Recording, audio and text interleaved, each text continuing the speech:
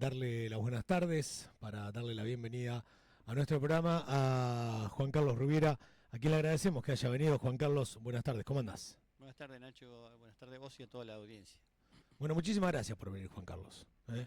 Gracias, sabemos, y lo Gracias. hablábamos recién, sabemos que están desmandados, que son un montón de participaciones, un montón de actos, un montón de reconocimientos, pero para ustedes también no deja de ser hasta en algún punto una obligación que sienten ustedes el tener que asistir a estos lugares, ¿no? Sí, la verdad que uno reconoce y agradece, ¿no? de todos los reconocimientos que nos hacen, desde las escuelas, ¿no? Desde la parte educativa, los medios, bueno, y en toda la gente, los vecinos que nos cruzamos a diario y es un agradecimiento, pero a veces también, como te comentaba, a veces se nos hace un poco pesado porque uno no está acostumbrado, por ejemplo, a participar de un medio y hablar, ¿no es cierto?, desarrollarse de la forma que uno se tiene que desarrollar, ¿no? Para un medio de comunicación. Bueno, vamos a arrancar, yo te voy a arrancar un poquito más atrás, Juan Carlos. ¿Dónde naciste? Yo nací en Norberto de la Riestra. En Norberto de la Riestra. Sí. Sos 25eño, digamos. Soy 25eño, sí. Ah. Del lado del río. ¿Y en qué año naciste allá? El 20 de diciembre del 61. ¿Y te quedaste, hiciste tu infancia en Norberto de la Riestra? Sí, sí. Me quedé hasta los 20 y pico de años, hasta los 28 años. Ajá. Bien, tuviste gran parte de tu vida allí en Norberto de la Riestra. Sí. Y luego me vine a Saladillo y no me fui más de Saladillo. Me quedé, me casé con una casonera y bueno, tuve un hijo en Riestra y el otro lo tuve acá en Saladillo. Ajá, ¿y lo tuviste en Riestra por qué? Porque me casé, estaba viviendo allá y bueno. Bien. O sea que vos te ponés de novio, vos estabas en pareja, pero todavía viviendo en Riestra. Sí, sí. Con una casonera y se van a vivir a Riestra. Sí, nos vamos a vivir a Riestra. Nos casamos y nos fuimos a vivir a Riestra. La verdad que Elida es una excelente mujer porque me ha soportado un montón de cosas que agradezco, ¿no? Siempre de por vida, porque esto está la familia atrás de todo esto, siempre acompañando. Y el momento de que andábamos de novio, ella tuvo que viajar, no conocía a mi papá y se tuvo que presentar diciendo que era la novia. Que fueron varias, ¿no? Que fueron a visitar, pero bueno, no eran todas novias, ¿no? Claro. Por supuesto. pero la verdad que bueno, tuvo, qué sé yo, un acompañamiento hacia mi familia muy grande y bueno, agradecido, ¿no? De eso. ¿Y a vos cuando te llaman estabas en Riestra? Yo estaba en el crucero. Cuando me llama, ¿quién? Cuando te llaman cuando...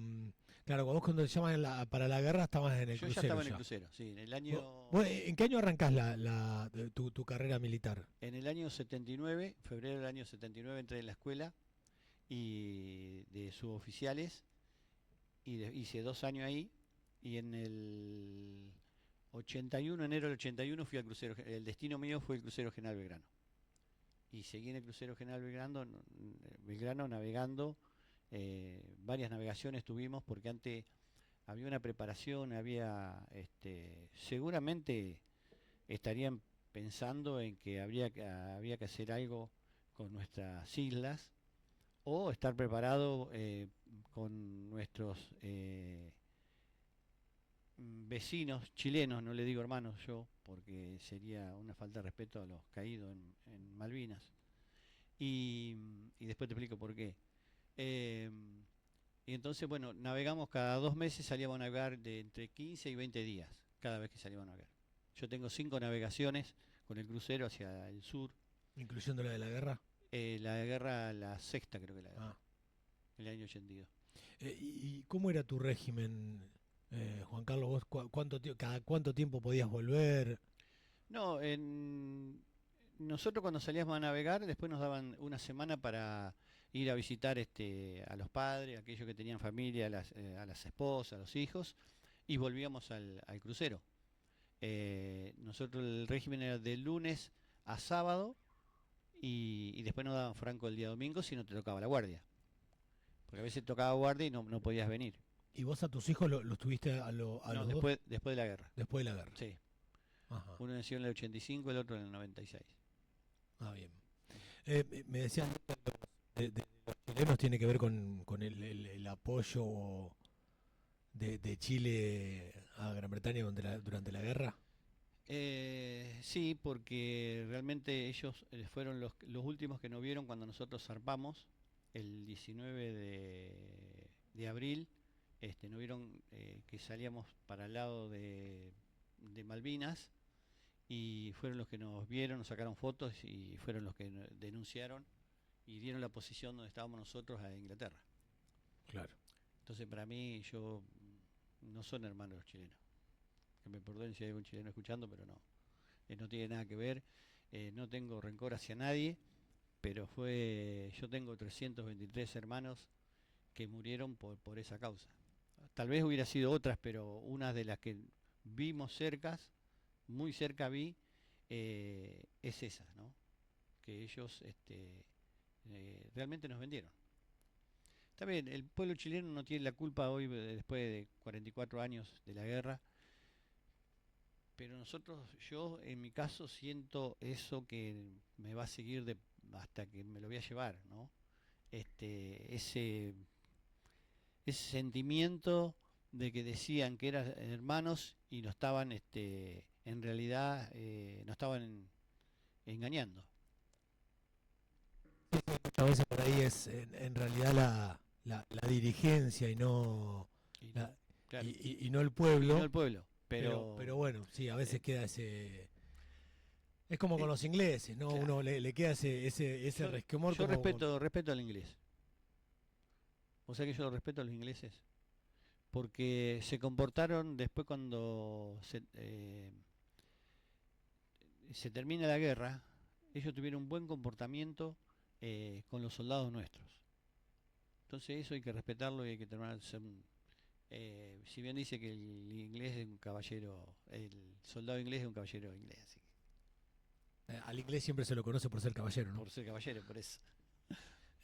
Eh, Juan Carlos, ¿cómo te agarra vos, cómo te toma la noticia de la guerra? ¿Vos estabas en ese momento en navegación, ya venían previendo algo, ya sabían que estaba la posibilidad, los agarró medio de sorpresa?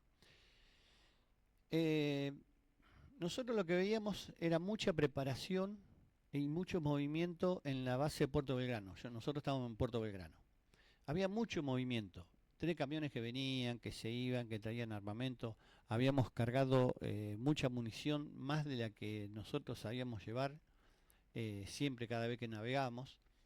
Y el 2 de abril el comandante nos hace bajar a tierra toda la dotación y ahí informa que se había tomado Malvinas y que seguramente por ser nosotros un buque de guerra íbamos a tener una participación, no sabíamos cuál, ¿Usted dónde estaban ahí? en Puerto Belgrano. En Puerto Belgrano. Sí, en Puerto Belgrano, al lado del portaaviones. Y que seguramente íbamos a estar participando, pero no sabíamos qué día íbamos a zarpar y nada, ¿no? Hasta el día 16 de abril que zarpamos y, y salimos para el sur. ¿Cuántos días de navegación tuvieron? Del 16 de abril hasta el 2 de mayo, que fue el día del hundimiento. Porque igual el 19 de abril fuimos a Puerto Ushuaia donde cambiamos unas municiones que no estaban dando los cañones de 40 milímetros, que habíamos hecho una operación en la isla de los Estados, que habíamos practicado tiros y la munición no convencía bien de cómo explotaba, entonces se cambió esa munición por una nueva en Puerto de Ushuaia. ¿Llegaron en algún momento a participar bélicamente de la guerra? ¿Llegaron a disparar? ¿No llegaron a combatir frente a frente, digamos, Juan Carlos? No, nosotros el día 23 o 24 creo que fue de abril eh, nos tocan zafarranchos de combate y nos hacen preparar listo para tirar. Era un buque mercante que había salido y había tenido un problema de comunicación y venía hacia el lado nuestro, pero nosotros no sabíamos qué buque era. Yo era apuntador de elevación, me acuerdo que era de noche, y me hacían buscar un blanco, ¿no? Buscar un blanco y no encontraba nada porque no se veía. Pero Control Tiro sí tenía la ubicación. Control Tiro está arriba del puente. Ujú. Y tenía la ubicación. Nos hacen pasar en automático y se corren las torres apuntando. Habían cargado los cañones listos para tirar y nosotros estábamos listos, preparados para empezar a disparar. Pero no, gracias a Dios se pudieron comunicar y no pudimos, no tuvimos combate. Bien, Igualmente iba a ser un combate muy mal porque era un buque de mercante, no era un claro. combate eh, naval, vendría a ser. No, pero ustedes no lo sabían eso. No, nosotros no sabíamos. Un buque que se acerca en ese momento y no se da a conocer, eh, Claro. era blanco seguro que le íbamos a tirar. ¿Y de dónde era el buque? No sé, Tampoco sabían. no. Ah, No porque la comunicación nosotros la teníamos, lo que tenían era Control Tiro. bien. Después nosotros supimos que era un buque mercante que se acercaba y bueno. Pero no supieron qué procedencia tenía, digamos. No. ¿De qué país era? No, nunca. Nunca lo averigué tampoco. No, la verdad que nunca me dio por preguntar eso. Juan Carlos, o sea que a ustedes el torpedo del hundimiento los agarra muy desprevenidos. Sí. Porque, En- digo, a ver, ¿por qué digo desprevenidos? Y corregime y contame lo que vos quieras, por supuesto. Porque distinto de si hubiesen estado en el medio de la batalla, hubiesen ya combatido, estando en el medio de algún intercambio de misiles, pero no, todavía no habían llegado a ese punto ustedes. no, nosotros estamos en un lugar que es entre Isla de los Estados y Islas Malvinas, porque se decían que podía venir buques averiados por los aviones nuestros a repararse a Chile. Entonces era como que nosotros estamos en el lugar justo para que ellos no pudieran avanzar. Siempre se tocaba zafarrancho de combate y zafarrancho de abandono. ¿Qué es, para los Para que no decir, conocemos, Juan, qué es bueno, San claro, es Farrancho? la palabra que el otro día en una escuela con Daniel Zabalza me dice, explicar a los chicos qué es la proa y qué es la popa del buque. Claro, bueno, uno habla el término marinero y bueno, y me meto mucho en el tema y bueno, y a veces hay que aclarar un poco, ¿no? Zafarrancho de combate es el buque, se bloquea el buque para entrar en combate. Se cubren todos los puestos de combate de todas las torres que tiene. El buque tenía 5 torres de 6 pulgadas, 3 bocas de fuego cada cañón, 3 bocas de fuego, o sea que eran 15 bocas de fuegos de 6 pulgadas, más 4 de cada banda, 4 de 5 pulgadas. Y después tenía una variedad bastante importante de cañones de 40 y 20 milímetros, el antiaéreo. O sea que era un buque eh, muy poderoso en artillería. ¿Cuál era la pregunta que me dijiste? No, digo que no estaban, no No, estaban preparados, porque no estaban en ese momento en un intercambio de fuego, ¿no? no. Nosotros estamos patrullando y bueno, el ataque fue justo a las 4 de la tarde donde se tomaba el turno. Yo cubría el turno de 4 a 8. Eh, y cuando se produce el torpedo, nosotros había 2 tercios, uno que tomaba la guardia y el otro que salía, y uno descansando. Eh, Menos mal que fue así, que no agarró en un turno de, por ejemplo, a las 6 de la tarde, que ahí iba a haber 2 turnos descansando. Y ahí habría sido mucho más la tragedia, ¿no? Mucho más muertos por el torpedo. ¿Cuántos, porque impactó donde estaban descansando?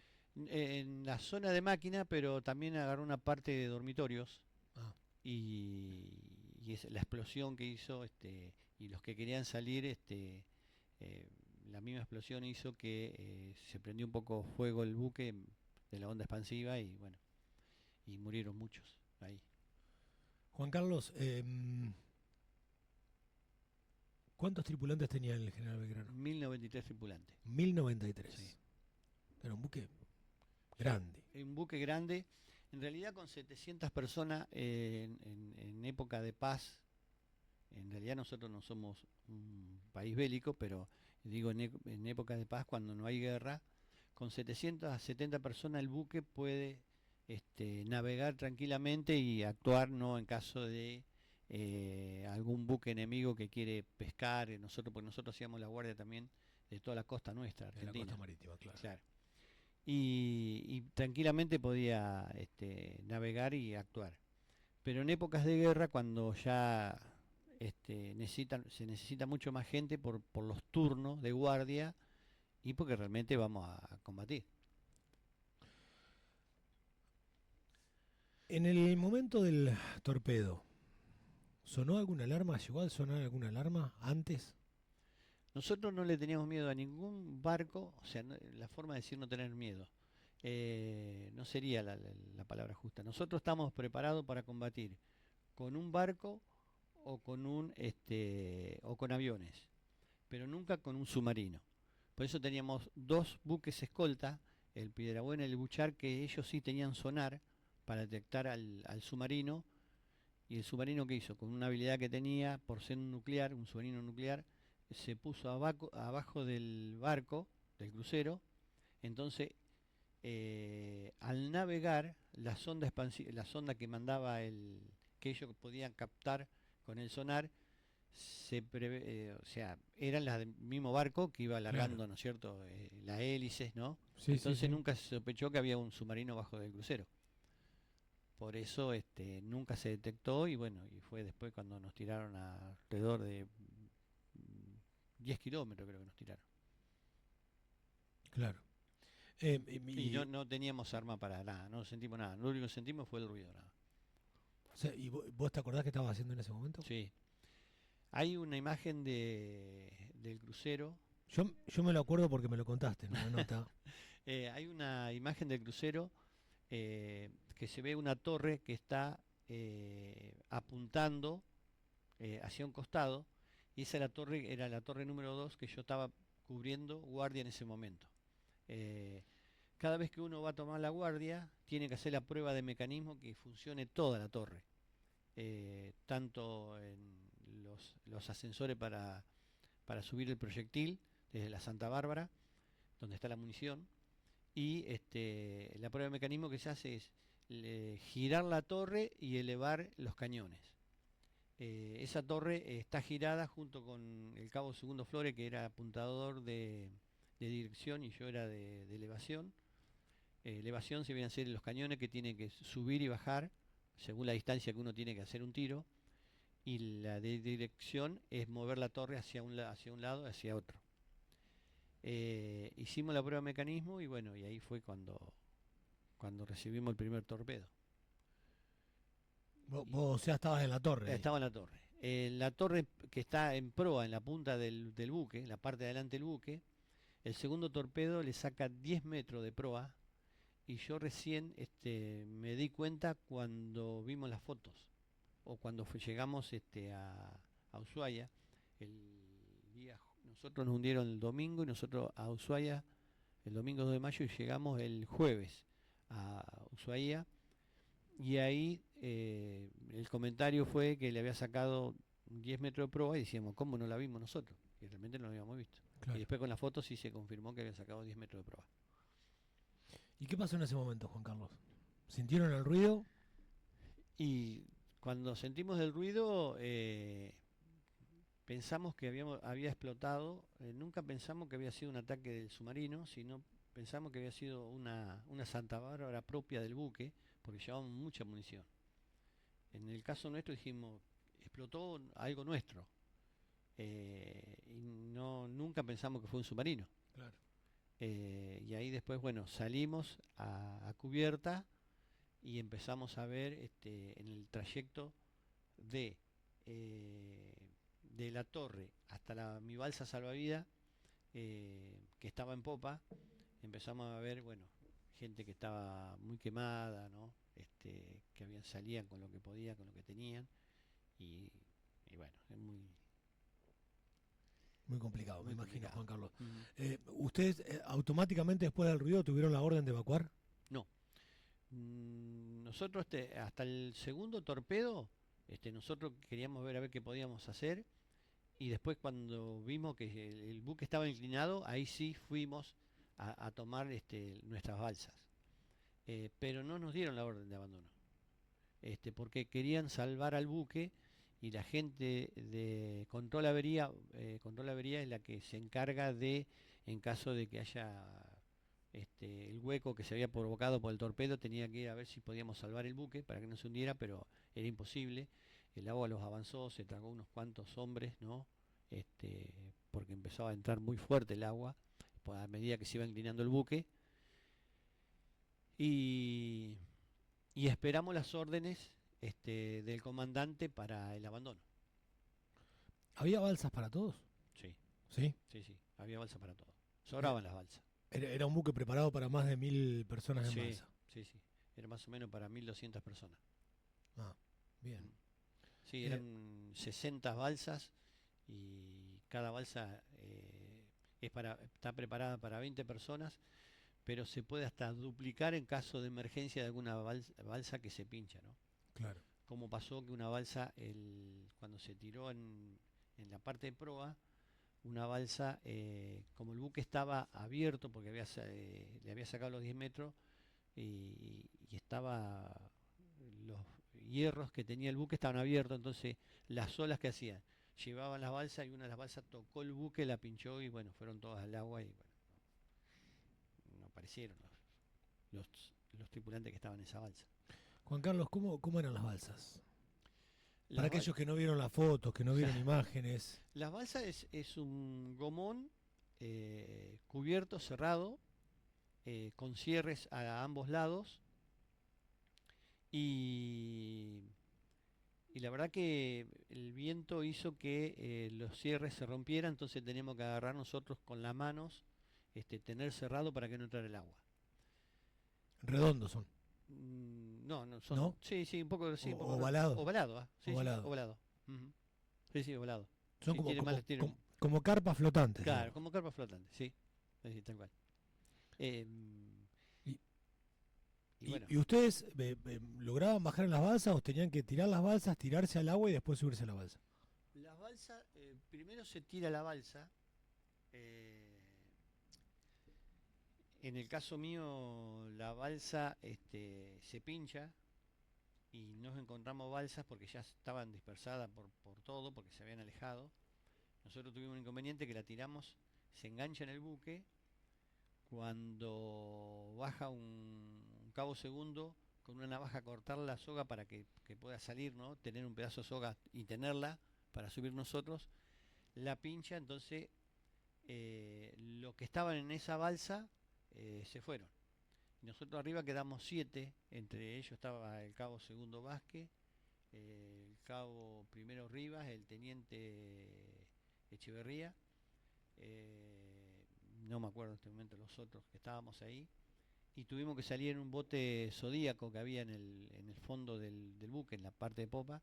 Tiramos el bote, subimos el motor, pero el motor nunca arrancó, y entonces bueno, con las manos y con dos remos chicos que había de madera, tratamos de sacar al buque y el buque se nos venía encima hasta que bueno, pudimos alejarnos y ahí buscar una balsa y bueno, ahí ya era enganchar la balsa. Éramos 4 a la hora, sí, más o menos hora del hundimiento, éramos 4 balsas que estaban unidas. Pero después la tormenta vino tan fuerte a la noche que bueno, hizo que se cortaran las sogas y quedáramos nada más que 2 balsas y tuvimos que pasar en el medio de la noche de una balsa hacia la otra. Porque la otra balsa había un quemado, entonces no se podía mover y nosotros tuvimos que, para tener peso, que no se diera vuelta la balsa, nos pasamos a la otra balsa. Juan Carlos, en el momento del hundimiento había tormenta, ya estaba muy picado el mar. No estaba tan picado el mar. Estaba nublado, sí, había un poco de viento, pero esa zona es siempre de mucho viento. Lo que pasa es que después de la noche tuvimos la mala suerte de tener una tormenta muy feroz, ¿no? Con vientos de 100 kilómetros por hora y olas de 10 metros de altura. Ah, en el medio. Las olas caían arriba de las balsas y el techo pegaba con el piso. O sea, y algunas balsas dieron la vuelta a campana a 360 grados y hasta que se nivela y bueno, se queda en el lugar que corresponde, ¿no? Sí, fue una tormenta muy fuerte que nos llevó Encima con temperaturas bajísimas. y la sensación térmica era de menos 20 grados bajo cero. No, una locura. Y nos llevó para el lado de la Antártida. Desde el lugar del hundimiento nos encontraron a 100 kilómetros, el avión Neptune nos encontró a 100 kilómetros del lugar del hundimiento para el lado de la Antártida. Y cuando nos viene a rescatar estamos 150 kilómetros. ¿Y cuántos días estuvieron en la balsa? 33 horas. 33 horas. Y en esas 33 horas, ¿tenían agua, algo de comida? El buque, las balsas están preparadas para un día de naufragio. Tenemos 1 litro de agua como es para 20 personas, había 1 litro de agua para cada uno. Había unos caramelos que hay, ¿no? Que llevan ahí adentro, no me acuerdo qué tiene el caramelo ese. Y después teníamos una Biblia, teníamos teníamos bengalas. No, mucho para comer no había nada. Juan Carlos, ¿recordás las 36 horas? Las 33 horas. Las 33, perdón. Sí, las recuerdo. Tenés como patente minuto a minuto, ¿no? Sí. Porque a uno a veces le puede pasar, me imagino que capaz que a algún compañero tuyo le pasó, decir, no, mirá, recuerdo que me subí a la balsa y... Hay situaciones que yo no me acordaba con el cabo Primero Rivas. Nos encontramos siempre en Puerto Belgrano, ¿no? Casi todos los años nos encontramos. Y hace 4 años atrás, dice, ¿te acordás? Dice, cuando te hice cambiar, dice que te dije, vayan a reemplazarlo a Juan Carlos, al marinero, porque yo era marinero, dice, vayan a reemplazar al marinero, que está congelado. Y yo no me quería mover, claro, pero no me podía mover, porque tenía toda la espalda congelada y las manos y los brazos congelados de tener el cierre que yo te decía para que no entrara agua. Entonces hacíamos la guardia de cada 20 minutos o media hora, íbamos rotando para no tener tanto frío. Sí, tengo ese recuerdo, no lo tenía, pero me lo comentó Isidro, ¿no? Y hay algunas cosas que no me olvido y otras que por ahí no me acuerdo. Y otras que no querrás recordar tampoco, seguro. No.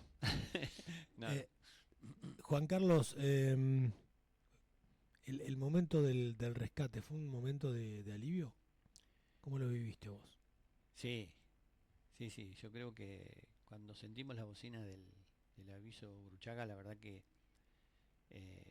es la maravillosa música que he escuchado, es la más maravillosa música que he escuchado en mi vida. Digo siempre porque la verdad que no lo esperábamos, porque ya estábamos en un sueño, era cerca de las 3 de la mañana del día martes y ya no sabíamos que no podíamos amanecer con vida, porque teníamos la cintura hacia abajo todo congelado. Entonces, bueno, fue un alivio muy grande. La verdad que primero a nosotros nos encuentra un buque, no sabemos si era ese, nos encuentra tipo 10 de la noche y teníamos 3 bengalas y tiramos las 3 bengalas de la desesperación para que el buque nos viera. El buque nos hace seña, pero a la media hora no estaba más el buque. Entonces dijimos nosotros, ¿cómo? Los tipos nos vieron, hicieron seña y se fueron, no nos vinieron a buscar. El tema es así, cada vez que el buque encuentra una balsa, tiene que parar, ¿no?, a rescatar esa balsa y después seguir viaje buscando otras balsas. Nosotros nos alejamos, el buque no se alejó. Claro. Por el viento nosotros nos fuimos alejando, hasta que después nos encuentra. Nos siguieron buscando y nos encuentran. Una situación que ahí se nos fue, la verdad que... Me imagino de las 10 de la noche hasta las 3 de la mañana, me dijiste. Sí, pero ya estábamos en un sueño. Habrán sido eternas. Eternas, sí. No, pero aparte no nos podíamos ni mover, no nos movíamos porque era tanto el frío que teníamos que no nos podíamos mover. No teníamos fuerza para nada. Sentíamos cada vez más frío, o sea, ¿Y cómo hicieron para subir al buque, Juan Carlos? Tiran una red al costado del buque y cuando la balsa se acerca, que la tiran con los cabos, ¿no? Con las sogas, la tiran, uno se agarra a la red como puede, y después de arriba nos agarran también de la ropa, de los brazos, de donde sea, de los pelos, donde sea. En ese momento tenían pela, así que me podían agarrar tranquilamente. Y, ¿Y dónde y sacaste fuerza para subir la red? no. Eso sí que ahí no me acuerdo. Eso no me acuerdo, la verdad, porque me dijeron, ¿estás bien? Sí, le digo, bueno, dice, vení, vamos a caminar, y no, cuando quise caminar no podía caminar. Ninguno podía caminar. Nos tenían que Pero llevar sin embargo subiste la red. Sí, subí la red. La de la red no sé cómo subimos. La verdad que no sabemos. Aparte de noche, con el temporal también que había, eso no lo recuerdo. La mente humana, ¿no? Sí, sí. La verdad Uno que sí. saca fuerzas de cualquier lado. De cualquier lado. Cuando yo te decía que nosotros subimos el motor al bote de goma, es un motor que fuera de borda que vos lo tenés que movilizar, si vos conocés más o menos. Sí, sí, sí. Necesitas dos o tres personas. Bueno, al bote lo tiró uno, dice, vamos a cargar el bote, se subió arriba al barco, lo agarró y nos tiró arriba el bote de goma, nos tiró el motor. Después recordamos, ¿cómo hiciste para levantar el motor? ¿Cómo hiciste para tirarlo? Sí, seguro si lo quería hacer a los 3 días no lo podía hacer ni loco. No, imposible. ¿Y a ustedes una vez que lo rescata, dónde lo llevan? A Ushuaia. A Ushuaia. Sí. Ahí nos hacen una revisación y bueno, y a ver cómo estábamos. Nos dan un overol porque nosotros arriba del buque usamos la ropa que teníamos, que era un pantalón de grafa, y hay imágenes donde se ven bajar a los heridos, a los que rescataron, envueltos en frazadas. Hay imágenes que se ven. O sea, ustedes no se pudieron cambiar arriba del buque. No teníamos. ¿Te quedaste con la ropa mojada como estaba? La ropa, nos sacaban la ropa, nos daban ropa de ellos y la ponían a secar, y bueno, y ahí iban cambiando la ropa, ¿no? ¿Cuánto demoró el viaje hasta Ushuaia? Y nos rescataron nosotros el martes y llegamos el jueves. El martes a 3 de la mañana. No habíamos la hora de llegar a Ushuaia. Me imagino. No, porque no queríamos estar teniendo miedo que nos volvieran a atacar, y ahí sí que si nos atacaban, bueno, porque no sabíamos qué pasaba. En ese momento no teníamos ni idea de lo que estaba pasando, de cómo fue el ataque, o sea, fue el submarino, pero no sabíamos si también podía seguir atacando. Juan Carlos, ¿y vos cómo lo viviste el regreso de Ushuaia? ¿Volvieron en avión? Volvimos en avión hasta Puerto Belgrano, y después de Puerto Belgrano volvimos, nos dieron un boleto para venir en el Costera Criolla, creo que era, Costera Criolla, sí, en un micro que me dejó en Lobos, y ahí vivía mi abuela y mi tío. De Puerto Belgrano en micro directo a Lobos. Sí. O sea, no es que pasaste por la base militar ni nada. No, nos dejaron en Campo Sarmiento, que es un lugar en Puerto Belgrano. Nos hicieron dormir ahí, creo que dormimos ahí, no me acuerdo bien, y después al otro día salimos en un micro. Nos dieron el pasaje y fuimos a cada cual a su casa, a visitar a nuestros parientes, o sea, nuestra familia, que no sabíamos cómo se habían enterado. ¿Y vos por qué en Lobos? Me dijiste tenía unos parientes, ¿por qué no llegabas derecho? Porque el micro venía a Capital y la única forma que tenía era llegar a Lobo, y de Lobo me tomaba el tren que iba a Bolívar, que salía de Constitución, y a la noche me iba a tomar el tren a Riestra. Ahí fue cuando me comunico con mi papá, y le digo que estoy en Lobos. El teléfono, no teníamos teléfono nosotros porque había muy poca comunicación, no había muchos teléfonos. A un vecino, y le digo, papi, a la noche me tomo el tren y me voy a Riestra. Estoy bien, quédate tranquilo. Y mi papá se vino enseguida a buscarme. Yo cuento la anécdota que mi tío dice, vamos a festejar, porque yo llegué como tipo 11 de la mañana. Dice, no, dice, Carlitos, me decía mi tío, Osvaldo. Dice, vamos a festejar. Dice, mamá, dice, pues le decía usted a la madre. Dice, mamá, yo voy a ir a buscar un asado para comer con Carlitos. Y me lleva a una carnicería. Entonces le dice al carnicero, mirá, este es mi sobrino, estuvo en el crucero General Belgrano, viene de allá recién. Dice, ¿vos estuviste en el crucero? Sí. Bueno. Dice, y es una anécdota que cuento. Es graciosa, no la tengo que contar porque si no... Te emociona. Sí, dale. Sí, me emociona. Le dice, mira, este asado lo pago yo, pero lo que me estás debiendo de la semana me lo tenés que pagar. Nunca me voy a olvidar que le decía así. Está bien, Y bueno, está bien, estuvo bien el carnicero. bien, ahí. claro, este lo pago yo, le dijo. Claro, pero lo anterior pagalo. Pero lo que me debe lo tenés que pagar. Y ahí fue cuando mi tío se puso a hacer el asado. Bueno, no me preguntaba mucho, me contaba algunas cosas de Riestra, que cuando venía con, con mis primos, ¿no? Y vino a buscarme y se quedó con el asado hecho porque me fui a Riestra, tipo 1 de la tarde, me vino a buscar y se quedó con el asado hecho y no comí. Me fui a Riestra a ver a mi vieja. Pero ya es otra, es otra cosa. Juan Carlos, ¿vos sentiste también el destrato de la dirigencia militar? Sí, lo sufrí. Te digo, lo sufrí porque a mí me mandan nuevo destino. Yo tengo que volver a Puerto Belgrano, que todavía estaba la guerra, porque la guerra continuaba. Y cuando llego a Puerto Belgrano me mandan de pase a Punta Indio, acá en La Plata. Uh-huh. Y me mandaron a... Ah, no, acá en La Plata, pensé que Punta Indio... Sí, en Punta Indio. Sí, está bien, Sí, está bien. Claro. Y ahí me mandan a limpiar las pistolas, ¿no? Con un encargado que era civil.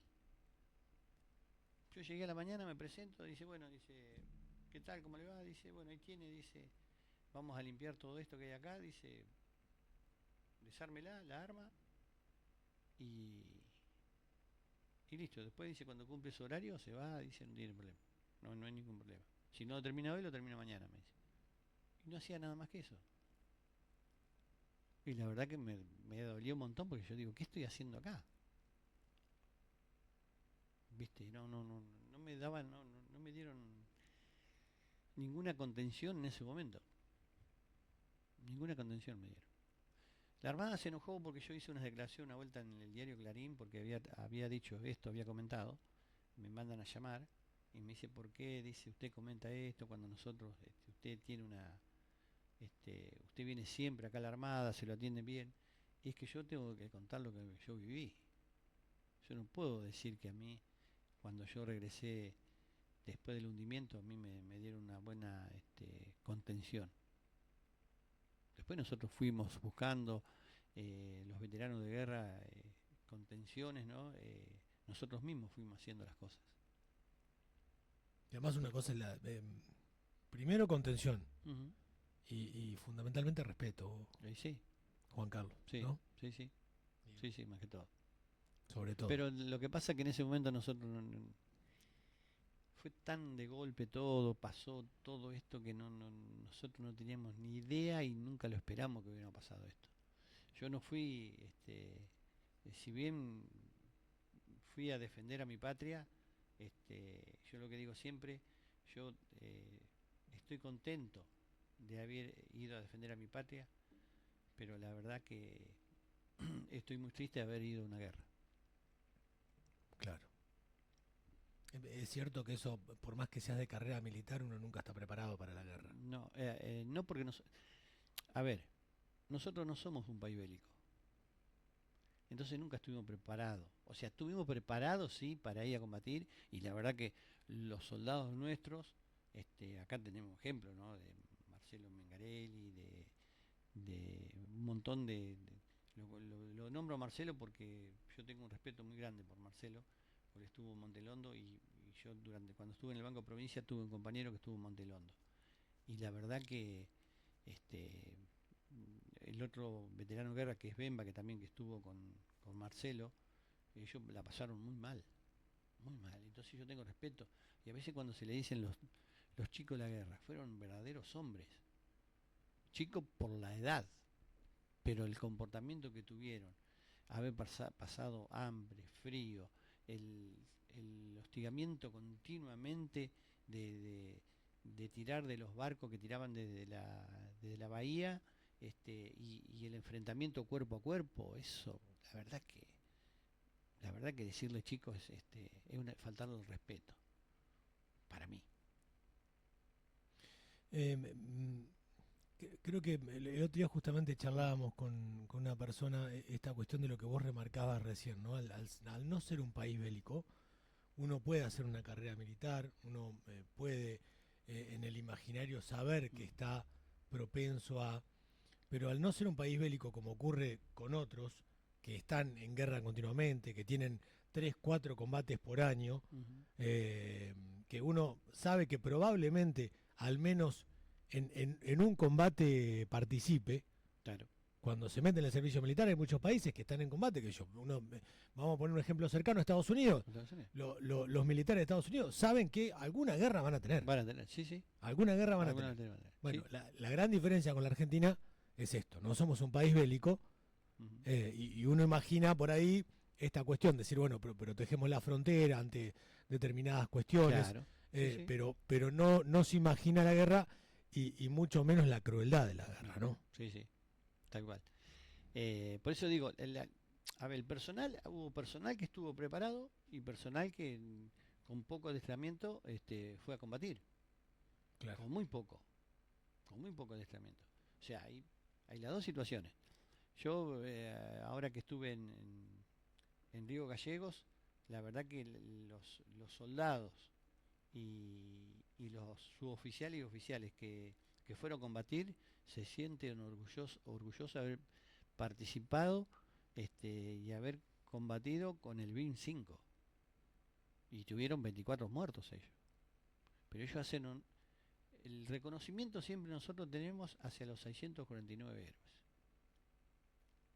porque la verdad que nosotros somos una parte visible y tal vez somos los que dejamos y dejamos esta historia, contamos esta historia eh, en nombre de ellos. Somos la palabra que ellos no pudieron darles a las familias y de contar todo esto.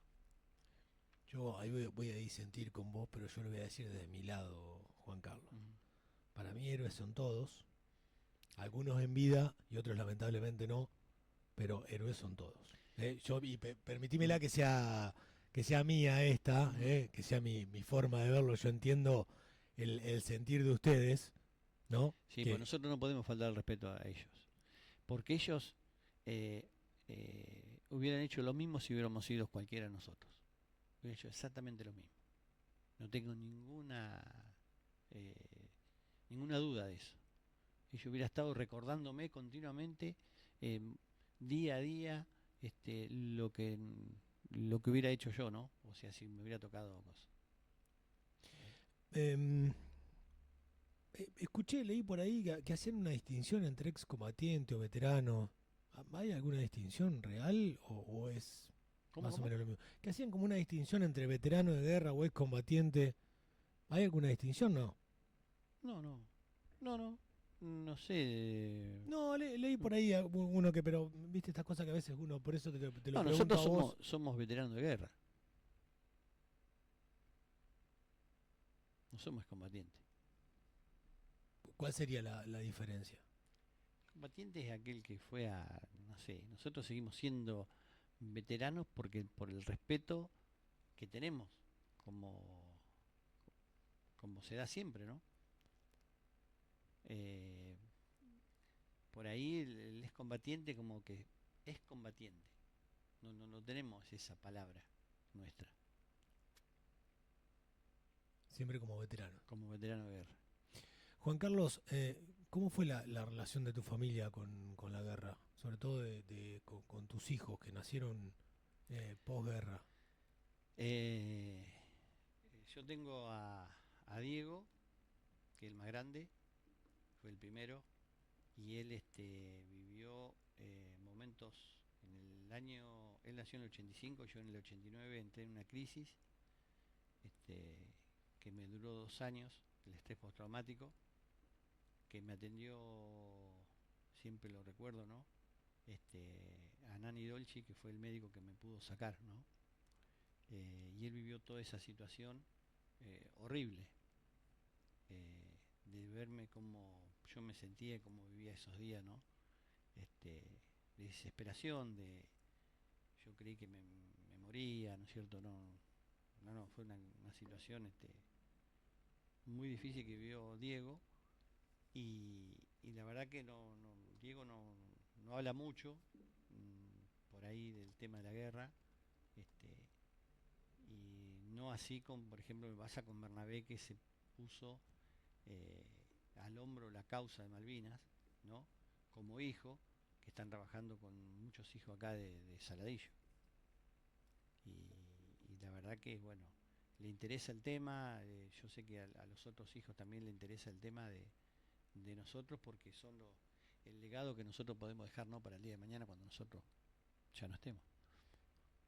Lo que pasa es que son vivencias distintas también, ¿no? Cada Sí, uno, cada uno vivió una forma como cada distinta. veterano lo Sí, vive de ujú, la forma que cada uno puede, ¿no? sí, sí, cada cual tiene sus, sus, Sus cosas y su forma sus estrés postraumáticos que se vive en la guerra, ¿no? Porque después quedan marcas, quedan esas huellas, ¿no? Y la verdad que es una mochila muy pesada que tenemos que llevar, ¿no? Por el recuerdo de nuestros compañeros, acordarnos todos los días. Esto de hablar, a mí me cuesta mucho hablar sobre el tema. Yo hoy te contaba, ¿no? Fuera del aire, que a mí me cuesta mucho hablar. Vos me ponés un micrófono y a mí me cuesta mucho hablar porque no me sé expresarme. Bueno, igual nos contaste todo re bien, Juan Carlos. Eh, Bueno. fue muy claro Ujú. y nada, uno a veces tampoco quiere entrar en mayores detalles que te hagan angustiar, porque entendemos que ha sido un momento tremendo. Por eso arranqué agradeciéndote que hayas venido a contarlo. Eh, te vuelvo a agradecer ya para finalizar el programa, eh, porque hay que hacer también mucha docencia Mm. de lo que significa una guerra. Y lo que vos decías recién de los hijos de ustedes y nuestras generaciones, que por ahí yo tengo algún recuerdo de muy chico. Yo nací en el 78, tenía 4 o 5 años de alguna imagen de la televisión. eh, tengo vagos recuerdos de lo que significa una guerra para un país. eh, Digo, hay que hacer mucha docencia de esto. Ujú. Sí, yo creo que tenemos, yo particularmente yo agradezco a todos los ciudadanos de Saladillo, todo lo que hacen ustedes, ¿no? De entre los medios, lo que hace las escuelas, ¿no? Eh, que están continuamente con el 2 de abril y a veces se extiende, no es solamente el 2 de abril y eso esperemos que sea así, ¿no? Que no sea solamente el 2 de abril, que sea varios días del año y Saladillo es ejemplo de eso, ¿no? Eh, que tenemos el día del 2 de mayo que tenemos un monumento y el 3 de agosto que es el recordatorio de nuestro héroe que tenemos acá en Saladillo, aparte de tenemos a Héctor Omar Gorosito, que estuvo en el crucero General Belgrano, y a Silvestre, que estuvo en la Fuerza Aérea. Son dos héroes que tenemos nosotros, la verdad, y nosotros tenemos que hacer docencia de eso, de aquellos que dejaron su vida eh, por nuestro país. Eh, y la verdad que yo tengo que agradecerte a vos, a todos los medios, agradezco siempre, y estamos muy, estamos dejando algo que sabemos que no va a olvidarse el día que nosotros no estemos. Esto va a seguir, Malvinas va a seguir por siempre. Y es la única causa que nos une a todos los argentinos.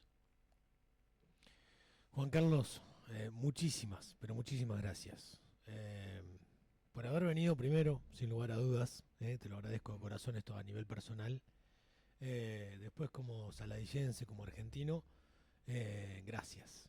Bueno, Gracias de todo corazón y creo que no es en parte nuestro deber como medios de comunicación retransmitir la palabra de ustedes.